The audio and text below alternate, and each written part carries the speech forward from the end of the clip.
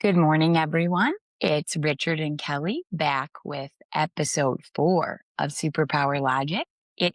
Today is Tuesday, June 30th. So Richard and I will be talking a little bit about America's 250th birthday, discuss a little bit about the DSA currently winning some surprises, some expectations, winning the Democratic primaries, especially in New York. And there's a big one coming up in Colorado today. Touch on traffic in the strait quickly.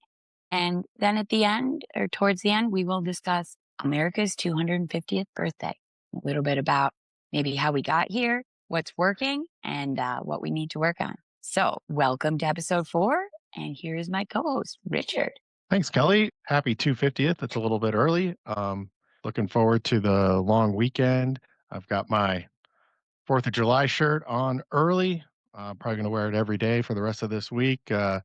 Got some hot dogs and, of course, a beautiful bald eagle carrying hot dog in its talon. So I'm ready for a little bit of freedom time, and I'm going to be freedoming hard, as they say. So. I also plan to freedom hard. I know you're in Canada right now. Yes. Okay. I currently in Canada. Well, this is being filmed. Richard's couldn't wait to get that in there. But I am in an area where there's a lot of Americans, and we freedom hard. We also get to celebrate Canada Day, which is tomorrow. But there is red, white, and blue running through these veins. And of course there is. And I kid because I care. Our neighbors to the north are great allies and friends, and we like to give them a little bit of flack now and then. But of course, we love Canada on this show. So all of you folks that think we're Canada haters, we are not in any way, shape, or form. Richard, actually, poutine is his favorite Canadian food. I can't lie. I do like it. Cannot lie. So we're going to start off today's show talking about the Democratic Socialists of America. Their wave of success here recently in primaries, particularly in the state of New York, and also today here in Colorado, there is a primary race for against a 15-term congresswoman to get. She's being challenged by I'm going to butcher her names, Malat Quiros, and Malat is a 29-year-old PhD student who is definitely a hardcore DSA member. I believe she'll win today. And we're going to be looking at a numerous amount of congressional candidates this fall who are members of DSA running on the Democratic ticket. And it's been an interesting problem for the Democratic Party, the leadership of the party, and how they're handling this. Kelly, I'd like to know your thoughts on that.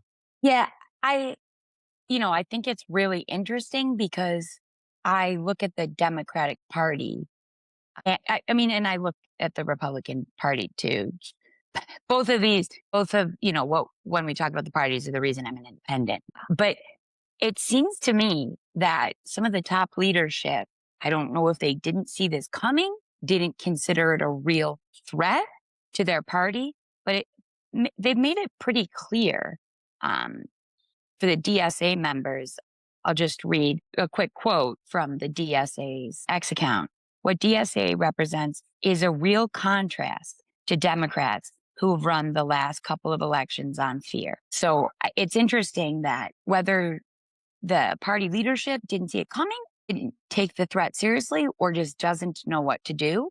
But what I see, and I think it was mentioned, maybe Chevalier, I don't want to wrongly attribute this to her, but they've essentially said, we're using the Democratic Party to get in power. We don't believe the same thing the Democratic Party does, especially the more moderate, traditionalist, centrist Democrats. But they're being very direct, saying we're using them to get on the ballot and get into office, and then we plan to go our own way. It's a little bit, when I watch it, I really am torn between they didn't really properly evaluate the threat, or they don't know what to do with it, or they just completely didn't see it coming. What are your thoughts on those three? Mark Halperin on a recent Next Up episode of his on the Megyn Kelly Network, he talked about how the Democratic Party did not properly assess and evaluate Bernie Sanders going back to 2016 and Senator Sanders' run for the White House. And He framed it very well in that in the military we do something akin to an after action report. We call it a hot wash, and it's a brutal assessment of how an exercise went and what went right, what went wrong. Everybody, in theory, is supposed to check their egos at the door and point fingers. This is what you did right. This is what you did wrong. You almost got me killed, et cetera, et cetera.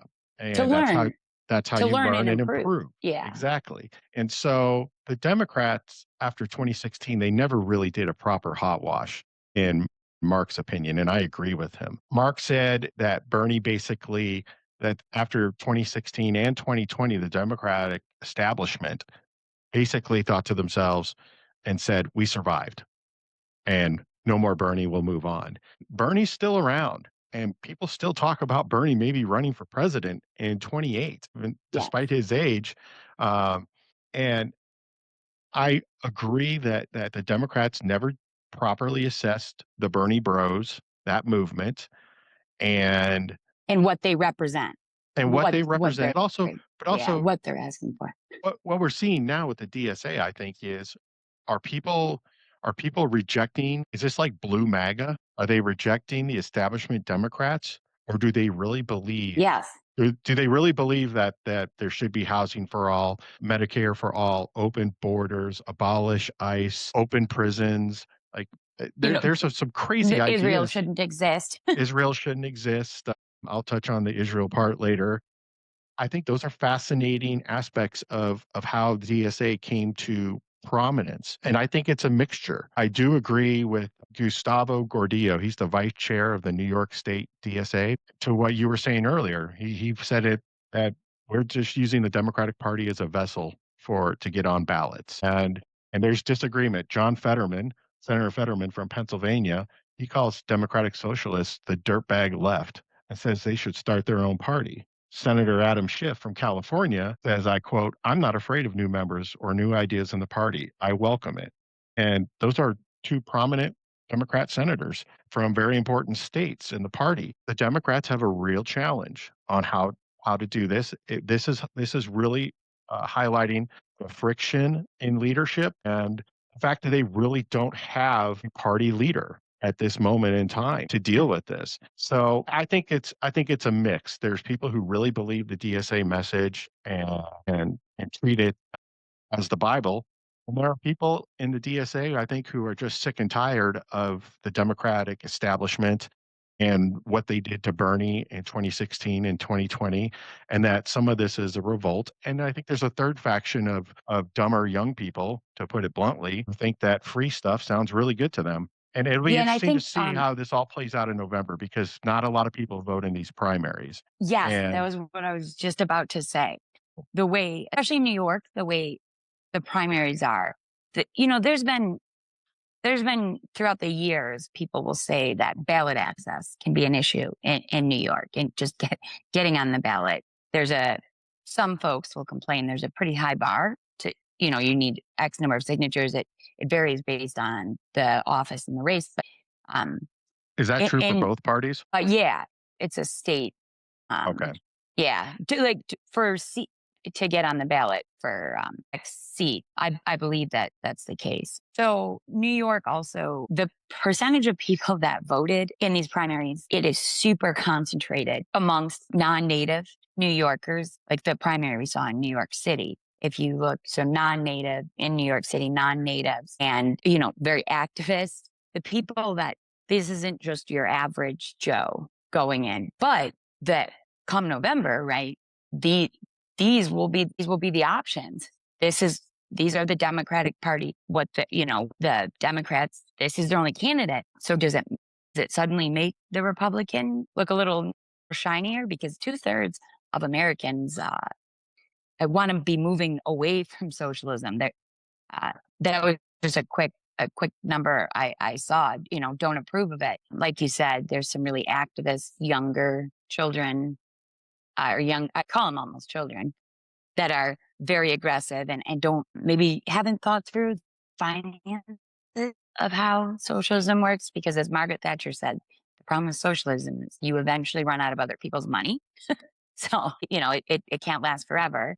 And But to your point about Bernie Sanders, I agree. And I've been thinking about the Democratic Party. I don't even know if they're aware of the issues in their party, whether leadership, whether they're just not strong enough to come out against it. But the further left they go, it's not aligned with what the average American wants.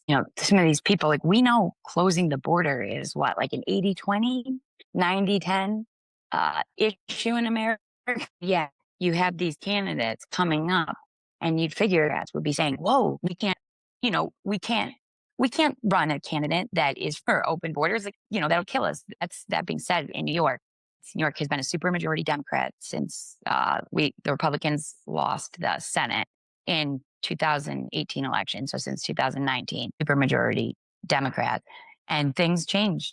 Things have been changing pretty quickly. Whereas previously, the Senate would at least block some of the more aggressive bills and stop them, stop things from going through. One being that the Climate Act, which is turning out to be extremely expensive for average New Yorkers. And I think this upcoming election season for New Yorkers is going to be more kitchen table economics. Our energy costs had gone so high. I mean, because of the climate law, we started shutting down nuclear power before we had the replacement renewables up and running. So not enough supply and demand increasing. Rates had doubled, some places tripled in the last couple of years. So I wonder, like if we look at New York and kind of expand that, we'll look at kind of New York to see how it might play out in the rest of the country. Not only do I think that, Americans don't want socialism here in New York, they need to address the unaffordable energy costs. I mean, that hits everyone and it hits the socioeconomic, the bottom of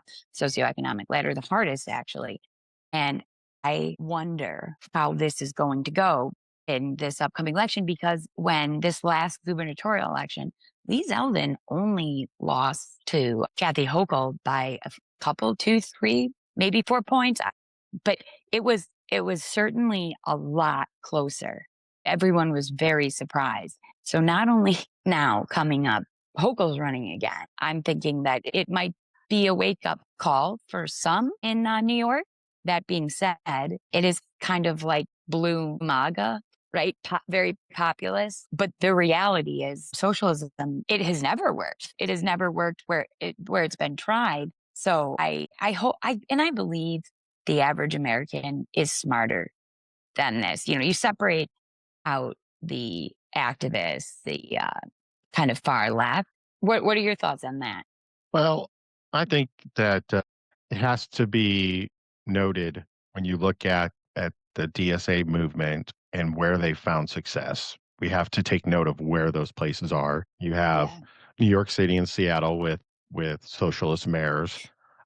Soon to be Washington D.C. most likely will have a socialist mayor, um, and congressional candidates in New York City, um, possibly Denver. Those are, you know, those are small microcosms of the nation. I don't Yeah. believe that socialism is going to take root um, in gubernatorial races or statewide, uh, for example, U.S. Senate races anytime soon. However, what contradicts that is, again, back to Senator Bernie Sanders, Yeah. who I believe would have been the nominee in 2016 and 2020 if not for the actions of the Democratic National Committee and the Democratic Party leadership in getting rid of him. And I do not think Bernie would have won nationally in 16 or 20. But the fact that Yes. he came so close to getting the nomination for his party is telling, because one thing about a lot of these DSA candidates that have won primaries in New York or are just running for Congress that didn't even have to get into a primary. One thing about them is one common tone is they have an edge to them, aggressiveness and the way they speak that, they're younger than Senator Sanders. So Yeah. they're not as polished they're not as polished and they come off as a little more threatening. Yes. Well, And whereas Senator Sanders, he kind of seems like, you're that old uncle at Thanksgiving sitting in the corner with a beer. and Yeah. he's always talking. He's got a ton of opinions, but nobody really looks at him as aggressive or hostile. And he kind of has a get off my lawn feel to him. Yeah. That old angry white guy. Whereas these people running for Congress that are members of the DSA, they come off very differently. And nationally, I don't think people like DAC or this Brad Lander, I don't Or think like, they come off very well running for like the U.S. Senate. AOC certainly doesn't have that edge or aggressiveness to her uh, yeah, that these people do. like Chevalier. I mean, she's outright said she's the one that said, I needed a napkin and I couldn't find one. So I wiped my hands on the American flag. How is that going to play? Yeah, it won't play well. Yeah. Uh, Yeah. and I just, again, at what point in time do you start taking them seriously? I'm of the mindset that you take anything regarding socialism seriously in America. It's that much of a threat. It's that much of a scourge. It's been a scourge to the planet. And Yes. another thing that these DSA folks have in common is their love of Cuba and what is going on there, Yes. which it just shocks me that they can be so oblivious to the facts on the ground. It's not like Havana and the nation of Cuba is a hermit kingdom like North Korea, where very little information about life gets out to the rest of the world. America has a extremely proud and successful immigrant population from Cuba, and they are not hesitant to tell their stories about what life is like under the communist regime in Havana. So these DSA folks embracing this really puzzles me. One other thing they all have in common, which I think is probably the ultimate barrier to running for office as a member of the DSA, is their condemnation of the state of Israel. Uh, Yes. that Yeah. they're, at a minimum, no more funding for Israel, no more selling weapons to Israel. That is the minimum lowest bar to get into the DSA as a candidate and be on a ballot. And there is some disagreement on policy issues within the DSA party, but they all agree on Israel. And Yeah. that is also very, very concerning to me. Yeah, the one thing I'll say too is when I looked up the DSA on their website and to see their policies and what they stand for, their key policy areas, their platform is workers deserve more. But the first one is thriving working class communities, things like Medicare for all, end the war on drugs, fight mass incarceration and police brutality, defund re- defund the police, that mentality, college for all, tuition free college, housing for all, that's and stronger tenant protection. The second is an economy for the working class, so down to a 32-hour work week, strengthen union power and increase worker organization, tax the rich, make more. Right now, well, we already have a progressive tax system, income tax, but they're expanding it to a progressive taxation on wealth, which is wealth and corporations. Right now, we tax income, massive government spending and investment in renewables, and divest of some of our oil and gas and coal, that sector. And then the working class foreign policy. And here's where we get to what you're saying about Israel, is one of their four bullet points. One is almost all about Israel. Free Palestine, support opposition to U.S. aid to Israel, and U.S. war machine, reduce military spending, no more economic warfare, so get rid of all sanctions, and freedom of movement, which means open borders. And last, working class democracy, universal suffrage and voting rights, proportional representation, a more representative Congress, eliminate the Electoral College, reduce the power of the Supreme Court, and then what falls under the proportional representation is basically strip the Senate, maybe get rid of it. So this is what they have on their, this is on their website, this is their policies. But I will say, when in practice, some of these, like Chevalier, she takes some of them, and goes to the extreme. And what is wild to me is the focus on Israel and free Palestine. I've seen, I think there's a subtle difference, but when people say I'm for freeing Palestine, and then others, it's clear they're just against Israel. Right. It's not just about freeing the Palestinians. Yeah, I think Free Palestine that's just code for being anti-Israel. The young lady running for Congress here in Colorado, Ms. Quiros, she's quoted as saying that 9/11 was inevitable and justified, and Yeah. so it's a dangerous mindset, and I think the majority, certainly the majority of independents in America, would are very very questionable and don't support the DSA in any way. At least the polling I've seen. Um, Yeah. I've also seen polling that uh, that there's a significant percentage of Democrats who believe that socialism is preferable to capitalism, Yes.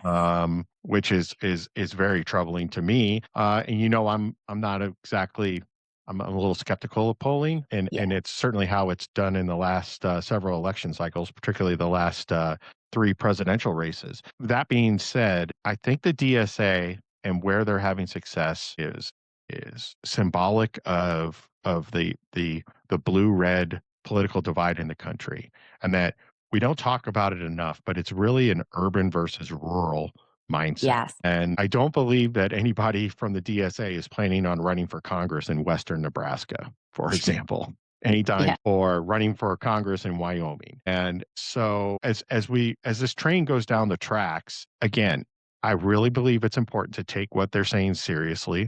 I Yeah. think it's important to understand why Bernie was so successful in 2016 and 2020, and not just as not just the Democratic Party. They should understand that. I'm skeptical. I doubt that they will put the time and effort in to really understand this. It's far easier to be like Senator Schiff and just say, I welcome other ideas, and we are a big tent party, and we're inclusive and we welcome people from the fringe. I think it's important as Americans to understand what DSA is doing and then to completely focus on getting rid of them. And I Yes. mean that politically, because any socialism is dangerous, in my opinion. I think what's Yeah. going on in New York City and Seattle is horrible, and not enough light is being shed on what exactly those two mayors are trying to do. It's also a political gift to Republicans. If you can make these people the face of the Democratic Party, which, being very pragmatic, if I was a member of the Democrat Party in leadership, I would say, listen, the Republicans have a ton of money, and they're going to Yes. use it. If you think that these people going on Hassan Piker's podcast and whatnot and saying all of these things aren't going to be plastered in every congressional campaign this fall, you're crazy, because they're going to use it. It's going to be nonstop, and they're going to scare people, or the Republicans are going to try to scare people, and it'll probably work in some places. Yeah. And you know what's really interesting? When you look at the places, like their platform is on more affordability, working class, it's interesting that the places, to your point about urban, rural, or suburban, the places where these candidates are getting in already have some of the most more left leaning policies and social programs. And yet they're complaining about how expensive it is to live there. Does it seem a little bit like a self-fulfilling prophecy or circle? Well, I think you're right that, for example, here in Colorado, Diana DeGette is the incumbent. She's been there for 30 years. She was in Congress when primary opponent was born. Yeah. And she's very progressive. She's friends with. She's earned the endorsement many times of Congresswoman Pelosi. Yeah. She's as progressive as they come, and Yeah. that's not good enough for the DSA. And again, they're in Denver, and I believe that Miss Quiros will win today. But again, it's indicative of younger people, I believe, Yeah. and it's a gift to Republicans this fall. DSA is not going away anytime soon. The mayor of New York City's going to be in office for a while, and he's the gift that keeps on giving when it comes to Republican campaign ads. And I think DSA is in large part a product of how American society is right now. Children are not becoming adults fast enough. Yep. Children are 25, 30 years old. They're underemployed. Many of them still Over live at home. And so over the reality, credentialed.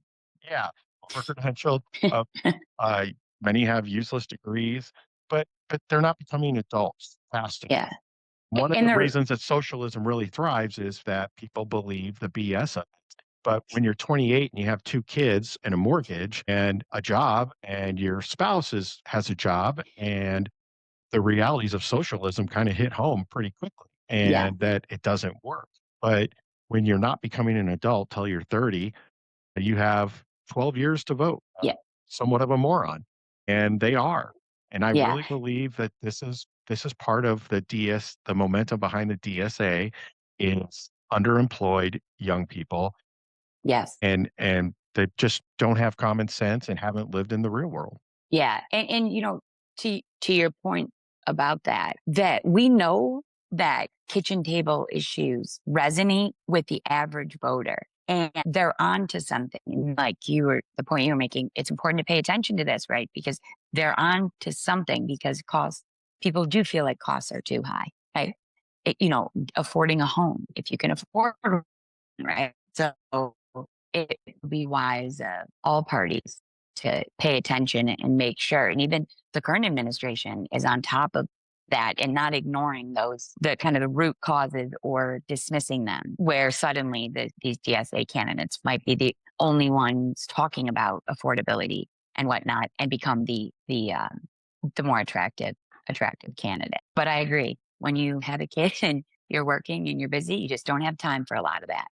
You don't. And again, Yeah. it's not just the people supporting these candidates. And you look at um, DAC or Chevalier, she's been in school for 14 years. She's never had a job, and she's going to talk to me about affordability. I mean, give me a break. It's Yeah. laughable. And yet these DSA candidates, they say these grandiose things like healthcare for all, free housing for all these things, and they don't have to give any details. The X's and O's of these plans never see the light of day because the X's and O's don't exist. And if they did, Yeah. it would be obvious to everyone that they wouldn't work. Yeah. And somebody's got to pay for all this. Yes, the idea of Medicare for all sounds great. Who's going to run it and who's going to pay for it? And the people that have great health care, are they going to settle for worse health care? Because that's not going to happen. And that's just one example. Any of the DSA platform issues are easy for anybody with an ounce of common sense in them to pick apart and destroy the idea. Unfortunately, I don't see this problem going away anytime soon, and I am a little concerned about 28 because if Senator Sanders he certainly seems to have all of his, his wits about him and doesn't seem to have lost a step upstairs. If he has a good bill of health and releases that to the public, I think he could be a formidable candidate in 28 to run for president. And when you say that, the Democratic Party they can't afford to anoint another nominee because there's already been so much criticism about the last, uh, the last lack of nomination process and going back to Hillary. And there's many people that feel Bernie he got basically screwed by the party. So I'm not sure that their voters would tolerate another like non-existent primary for the presidential nominee. And to that point, to the affordability, I don't know if you saw or not, but Trump has been demanding that oil or that gas stations lower their price because the cost of oil is down. Have you Yeah. seen that? And I just think it's funny because he knows that's not how it works. But typically gas prices go up really quick and tend to come down much slower. But he is on the point of oil being lower. You might not read this or you might not hear this if you open mainstream media, but there is traffic getting through the Strait of Hormuz.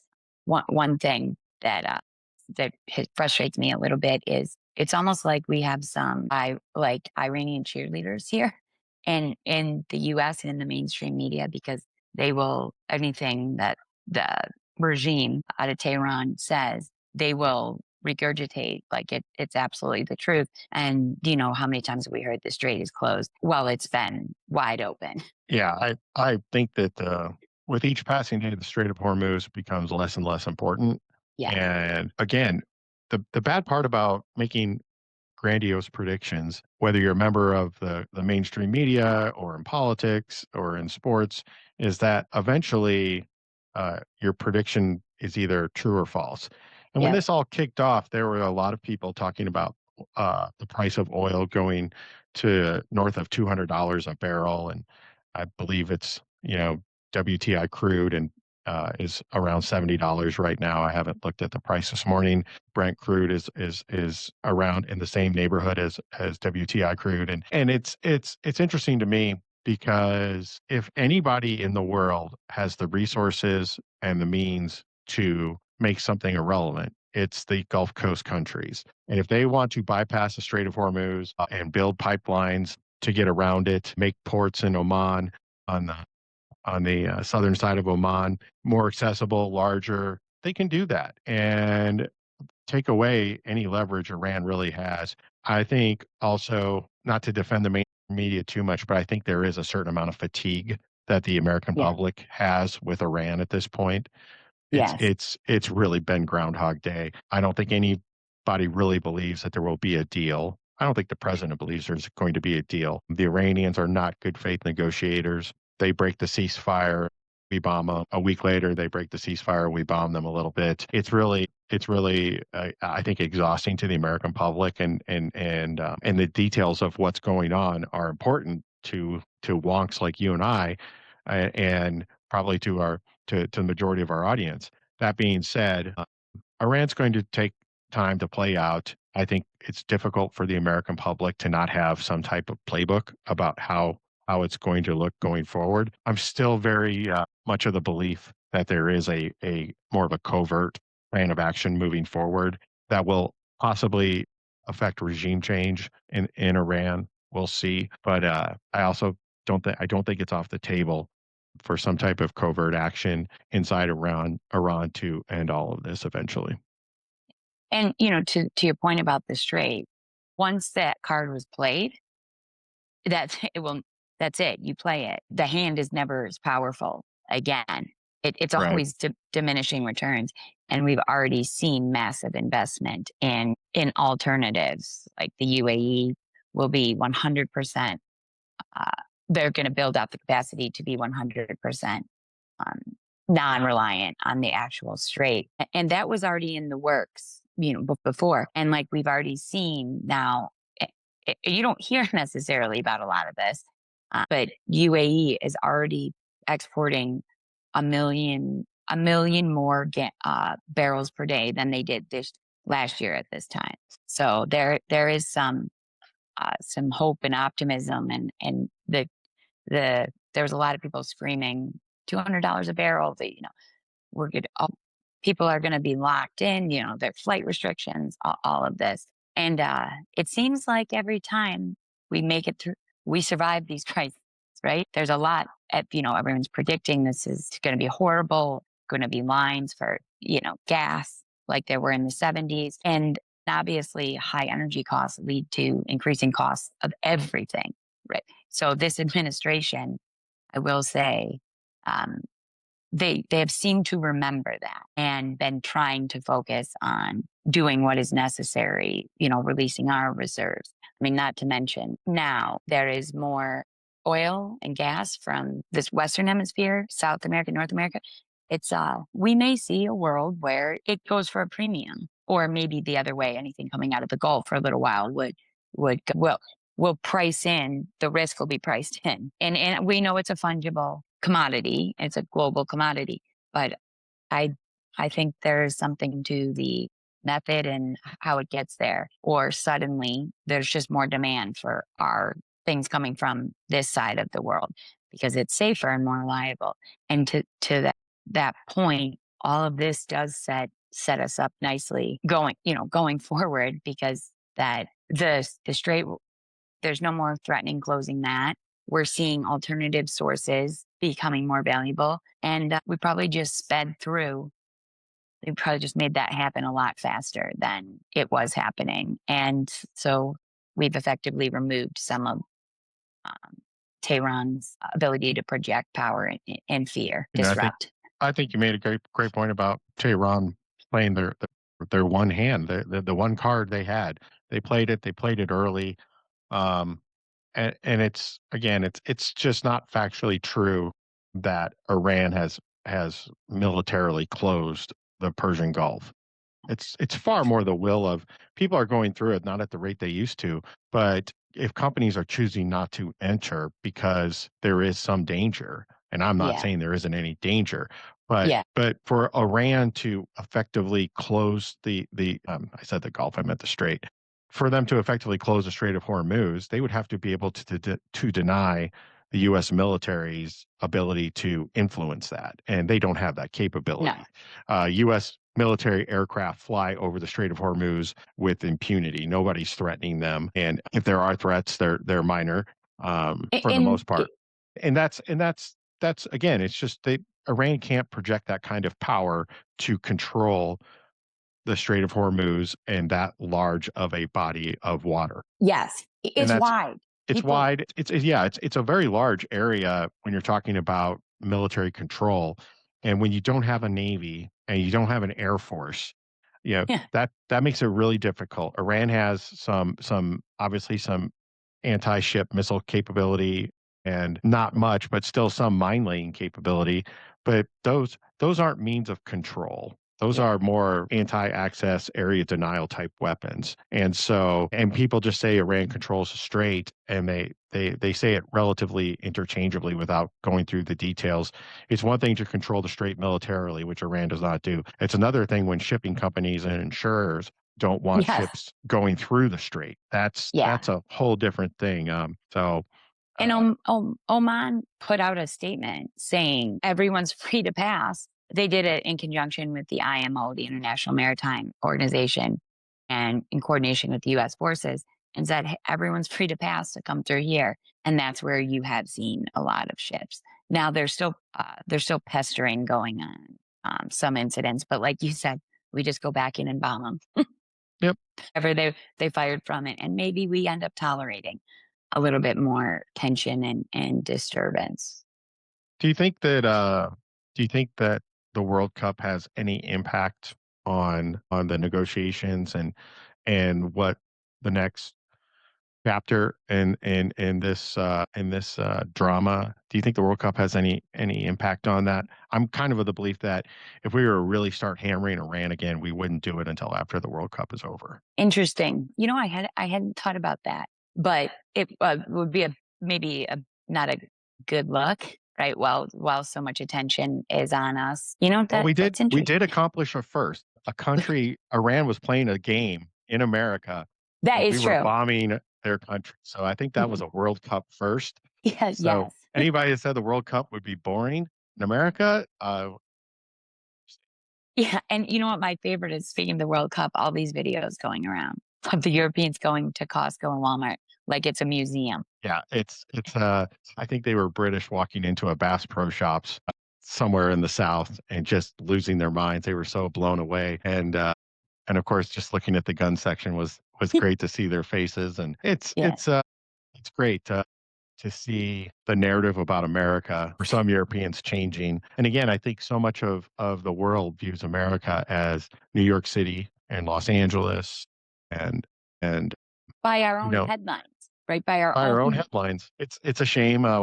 It's great to see people driving through the country and seeing how beautiful it is and how nice Americans are. Yeah. And um, One again, of the it kind of goes to what I said earlier about the rural versus urban divide in our nation and how people. And I'm not trying to crap on U.S. cities. I lived in the Washington D.C. metro area for a long time. Lived in other large cities in America, Salt Lake City, and I'm not too far away from Denver right now. There's good people in large cities, but most large cities in America just have bad policies right now, Yeah, and it's and really affecting them. yeah, and my favorite, you see all these videos. They're like, yeah, hearing over and over again. America is nothing like what we saw, we hear about, or are told. It's so different. Everyone's so nice. Everything's so big. Like you said, the video of the guy going in Walmart. And he's like, you can get milk and a gun and mayonnaise by the gallon. All of it. They're just like, everything is so big. And that great video of the Japanese man trying barbecue for the first time, and Oh yes, he is just ecstatic. he was in Texas, wasn't he? Yes, Yeah, I think he was trying eating the like a yeah, big, yeah, like try yeah, a trying beef the rib. Texas barbecue, and I think that kind of leads us into, here we are, we're coming up on 250, and is so much that is wonderful. And it's been great through the World Cup, kind of getting to experience America through other people's eyes. And just, they're pointing out all the things that maybe we take for granted often. Agreed. It's been wonderful to see. I've enjoyed. Full disclosure, I have not watched any of the World Cup. It's not my soccer's not my thing. It's the summertime, and I'm a baseball guy, so my baseball and auto racing. I'm watching my Washington Nationals and some NASCAR on the weekends, not the World Cup. But I'm glad it's here. I think everything has gone really well so far. And to your point, it is wonderful to see America through other cultures' eyes, and it makes me grateful. You stop and think about just everything we have. Basically, if you're born in America, even if you're born in poverty in America, you're wealthier than well over 95% of the rest of the world. Yeah. And unlike a lot of the world in America, you really can lift yourself up. Uh, you can become whatever you want to be. Um, and that is not cliche. There's far too many examples of people doing that. I think a great one, whether you like him or not, is Vice President Vance. Yes. You know, the way he grew up, the home environment he was in, that is a death sentence for many, many Americans, unfortunately, Yes. particularly in that part of the country where rural poverty, drug addiction are very real problems for far too many Yeah. people. And so for him to do what he did is just one great story about how you can live the American dream and become basically anything you want. And if you if you don't, it's because of your choices. And Yeah. that's one of my things about, not to go back to the DSA too much, but you don't need to have all these things handed to you on a silver platter in life. They don't mean as much. It means a lot Yeah. more when you earn it. And hard work in America still pays off. And that is a message that I think is lost on far too many of our younger fellow citizens. But it is great to see the country through other people's eyes as the World Cup goes on. And I do think we're doing fantastic job hosting, as Canada and Mexico have as well. I know they both hosted a few games. And honestly, why would you have the World Cup anywhere else except America? Right. No other country in the world can put on a show and have the facilities and the cities and the culture and the food and the hotels and the airports, all the infrastructure required. It's just amazing how we haven't done this earlier. I know there was unsuccessful bids in the past, but it's great to see it all coming together. I know there's, Eh, I believe, couple, 2, 3 more weeks left of it, and Yeah. I hope everything continues to go splendidly. And probably to your point too, FIFA now, hope in their minds, they probably expanded their potential audience, of viewers. But to your point on kind of DSA and Vance's story, I think that's something that's really important that is often missed today. When our founders built this country, they never guaranteed equality of outcome. They were explicitly said, we just want equality of opportunity, right? So, because the minute the government gets involved in trying to dictate and make everyone, outcomes equal, which is, towards this path towards socialism, is, well, if we've seen how it went in the past, right? And if you look at how many people died under Stalin and Mao and in Cuba, Korea, some of these other, even some of the South American countries, and fundamentally, that's my issue with the DSA and these Marxist, communist, socialist policies is it can never work. It can never work. If you think of the number of people that capitalism and American style, like that, our Constitution has lifted out of poverty. It's incredible. So, to that point, Richard, I'm going to ask you a couple questions as we come up on America's 250th. Over the last 250 years, what are one or two of the things you think that we, have do well, that are vital to um, that our success? And then maybe what's another thing where you have some concern? Maybe we need to get back to it, or um, if we want to So, last another 250 years. it's, those are great questions, and there's so many good answers for both. I would say one thing we've done really well in our most recent history, and I say recent, it's going back to World War II and post World War II when we became a superpower, true superpower, is the belief in American exceptionalism and that belief permeating throughout policy in the US government. Does not mean we're perfect. We made plenty of mistakes, but that belief fund, in my opinion, it basically drives our international relationships, our alliances, and is a fundamental part of our allies' faith and confidence in the United States. And again, we're not perfect. This is certainly not one of our better times when it comes to relationships with some of our allies. And I'm on record saying that we should stress test our allies and that relationships should be evaluated. That being said, I still believe that America is exceptional. I believe that our allies believe we are exceptional and that we are necessary for the security of the modern, Western world. I hope that that continues to be the case in the future. That in the back of everyone's minds, at a minimum, is their fundamental belief that America is exceptional. We are a driver for what is good in the world, and I don't see that changing anytime soon, and I have faith in that.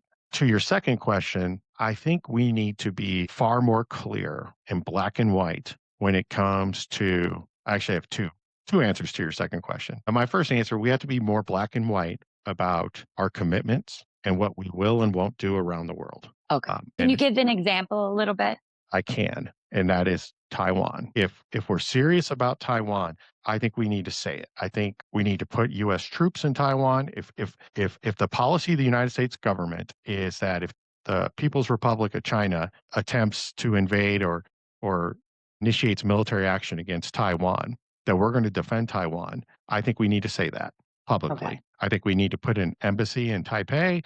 I think we need to put U.S. troops on the ground, U.S. aircraft in Taiwan, and treat it like South Korea or Japan, where we have these um, these defense agreements in place. The one China policy to me has expiration date happened a long, long time ago. Why we're holding on to something from the Nixon administration just absolutely boggles my mind. But that's one example. I think we need to be very clear. If we would have been more clear about if we had a commitment to Ukraine and put U.S. aircraft and troops in Ukraine training with the Ukrainian armed forces, then that would have given Russia pause and they might have thought twice before invading. And when it comes to Taiwan and using that as an example of, black and white diplomacy and being committed to our allies, I think we really need to say that because we sure as hell didn't want to say anything bad about China, about the PRC with COVID and where it originated.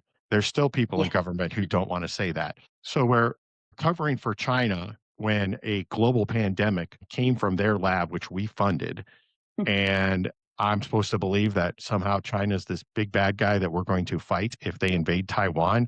You can't defend China on COVID till you're blue in the face on one day of the week and the next day say, but I'm more than willing to commit U.S. blood and treasure to defend Taiwan against the People's Republic of China. I don't think you can have it both ways. We either say we're going to defend Taiwan or we don't. The ambiguity, quite frankly, drives me crazy. So, my second answer to your second question is energy. And I really wish yesterday or the day before yesterday, there was a storm in South Dakota that had 131-mile-per-hour straight line winds. No Wow. tornado, but it completely knocked over wind turbines, many of them. And my beautiful home state of Wow. Iowa has been uh, uh, vandalized, in my opinion, with these wind turbines throughout most of the state. They're everywhere in farm fields, and they don't produce enough power. They're eyesores. They're loud. They're bad for birds. There's a million arguments against them. I hope that we start a turn to nuclear energy. There are these very small nuclear reactors that produce a ton of power. We're going to need the power for AI and data centers. And I really hope that we start a fundamental shift away from wind and solar and these energy sources that quite frankly, take the politics out of it, they don't produce enough energy. They Yeah. don't meet demands, and nuclear Well, energy certain. is so much safer. It was safe 50 years ago. It's so much safer now. The reactors are smaller, and I think we should have a nuclear America. Uh, I'd love to have a nuclear America in 25 years, but it'll probably take longer than that. But I foresee that uh, with AI and data centers, nuclear is going to be the way of the future. I think that's um, Yeah, a because nice wave. the data centers need constant supply of power, and isn't going to work. They need a constant supply and unreliable. Wow, I can't believe it. Those turbines just blew over. They What did.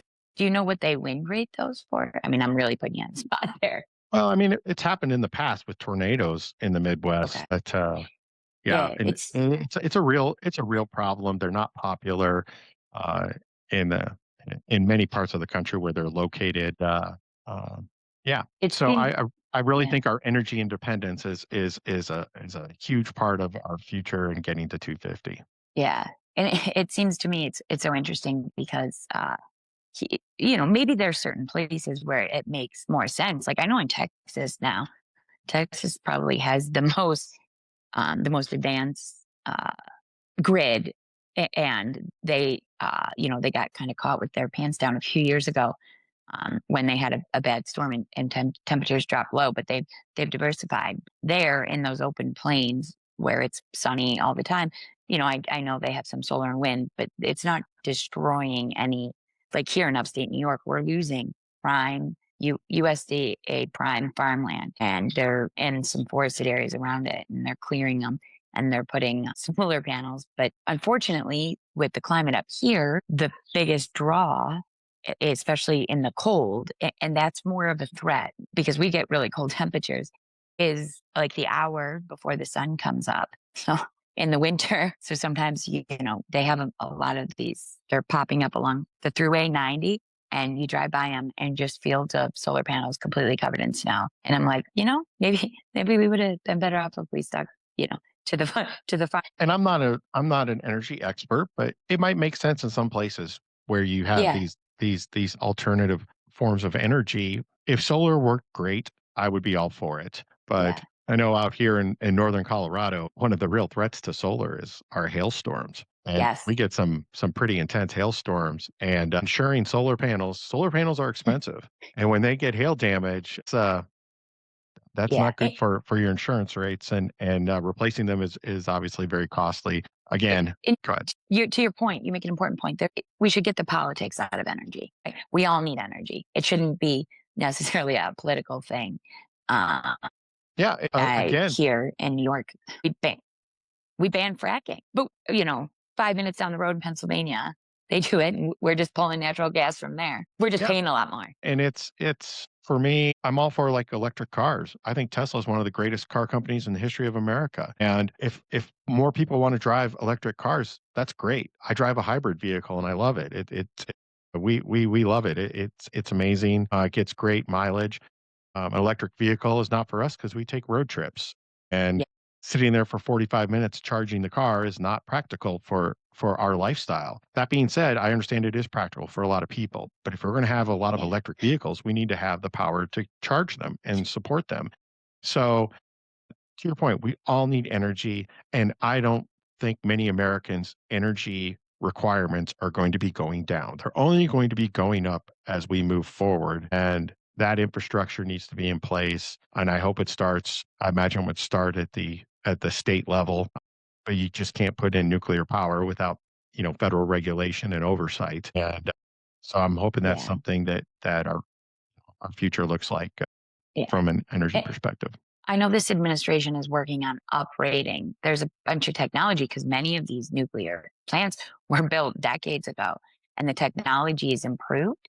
And there's now, with the new and improved technology, and they can make some alterations, they can uprate the already existing nuclear plant and get sometimes up to 25-30% additional power out of it without having to rebuild. So I know that's one thing this administration has done. They studied every existing nuclear power plant and said, okay, where can we have the most bang for our buck? and put some investment behind it. But I actually agree. Energy is going to be key for our future because we want to win this AI race. We really do. I'll say really quickly, one of the things that as we come up to 250, I am in awe of are the founders, how they were able, such foresight to sit down, write a constitution. They thought through so much. Um, yet protections they put in were not, um, they weren't suffocating. They weren't controlling. I believe they were just really honest about the nature of man and people, and set up a system that uh, it, which I just am so impressed that 250 years later these guys can still be relevant. And but this kind of ties into my now. Of course, we're not perfect.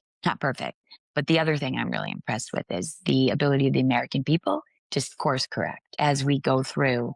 There's been times where we made mistakes, and we usually recognize that, and we'll do something to kind of get ourselves back on track. And I think the American people, we all have a little bit of the founders in us, and I'm optimistic that hopefully people will push back on this socialism. That being said, one of the areas I am concerned about is the state of our education system.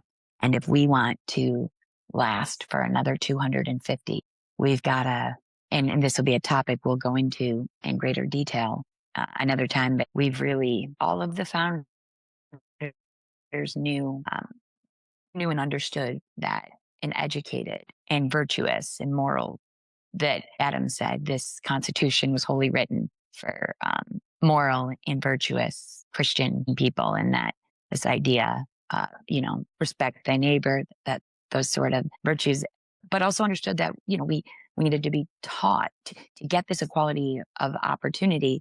That's part of the reason a public education exists.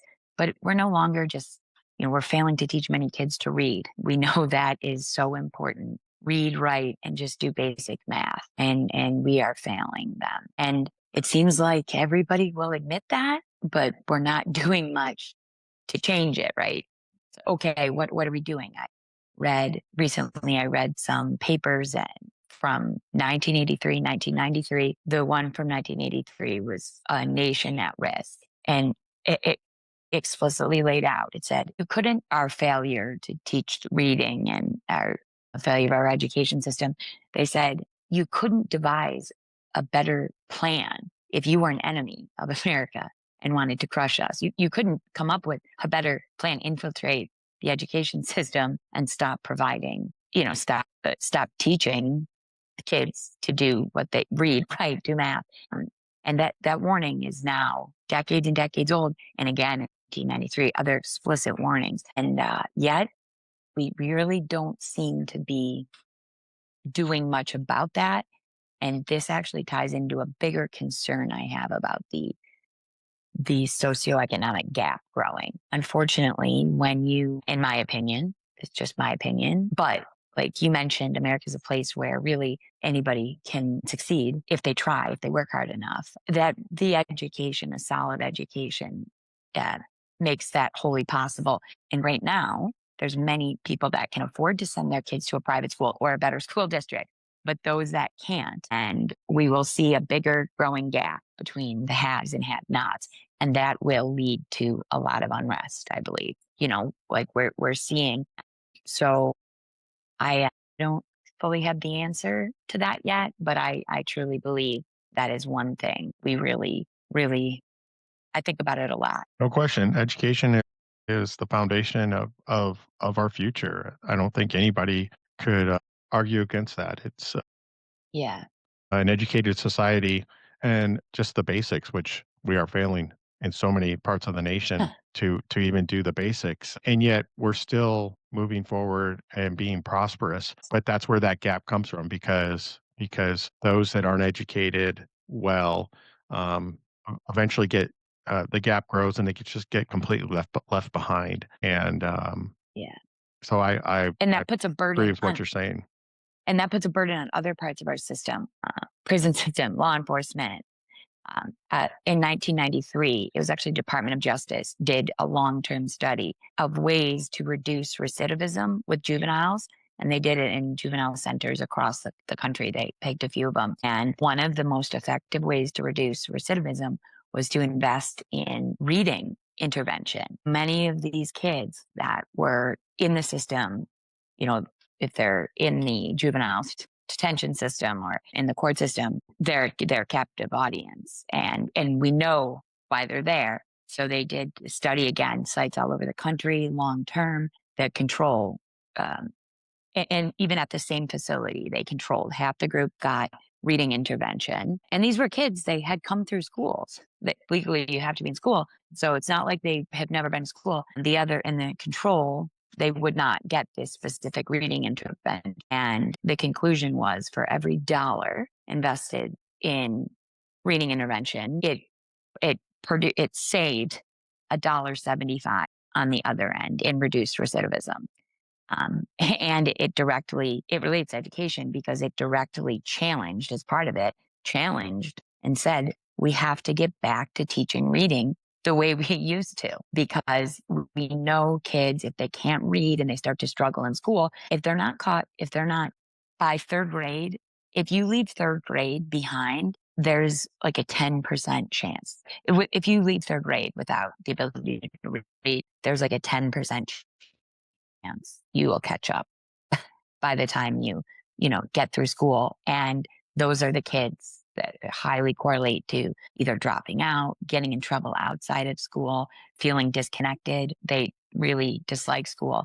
So it's not like we don't know, but think about what if we could ease. It's an investment. Good education is investment. And to that point, though, there are places that are, they call it the Southern Surge in the South. They are making changes and results are getting better, is increasing.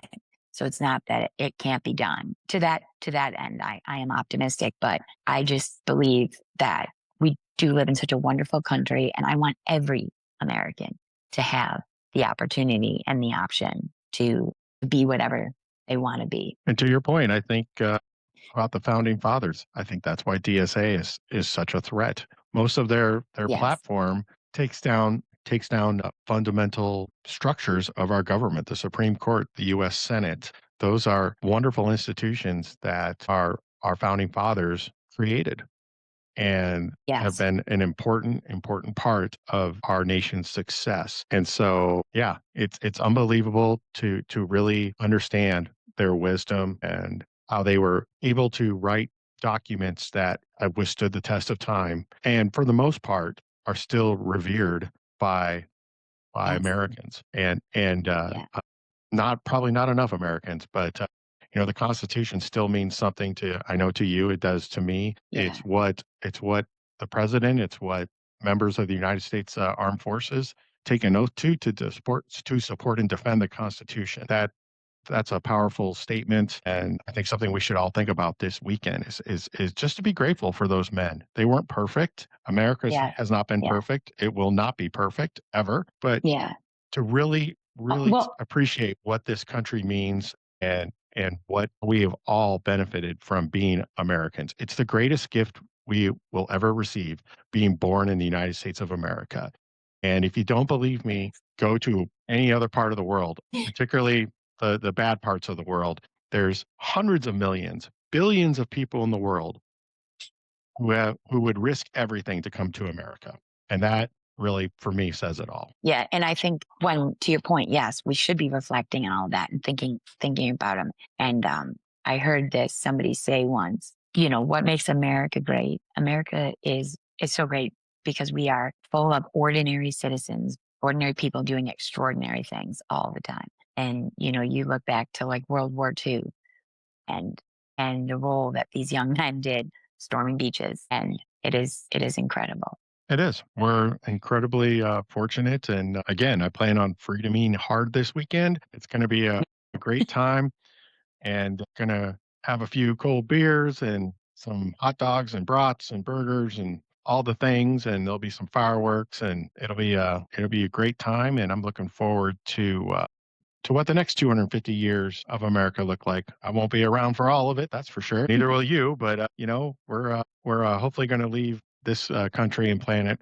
better than we found it, and I'm excited for the future of our country, despite all of our issues and all the pessimism that some people have and the back and forth. I think most Americans are still optimistic about the future of this nation. Agreed. We all have a lot more in common than we do, differences. So And true. yeah, Yeah, yeah, there's much more that unites us than divides us. And one thing I guess a final thought for me, one thing I would encourage a lot of people to do. I've been fortunate to live all over this country. When I was in the Air Force and even out of the Air Force, I've moved several times. One thing I've found everywhere I live is how many people really don't leave where they were born and raised. They don't travel much. And while not everybody has the means to travel, I encourage people to do that. If you have the means, take road trips, see other parts of the country, um, mingle with other Americans. It's a fascinating country yeah, where every state, every region contributes to the success of our nation, but also to the culture of the nation.